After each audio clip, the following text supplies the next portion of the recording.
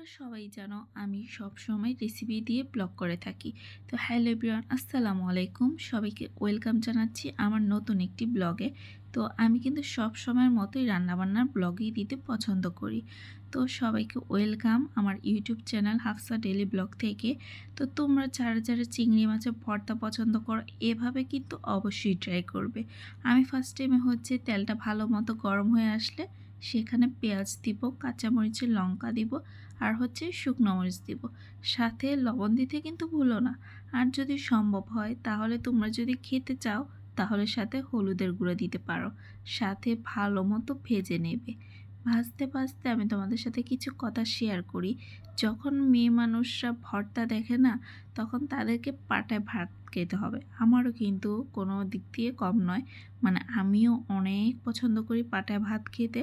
এবং আমার কাজটা কিন্তু সহজভাবে করে দিয়েছিল আমার যা। সে কিন্তু বাটাবাটি করছিল আর আমি ভিডিওটা করতেছিলাম। জাস্ট অসাধারণ হয়েছে ভর্তাটা। তোমরা যারা এখনও ট্রাই করোনি, এটা কিন্তু দেখে ট্রাই করবা।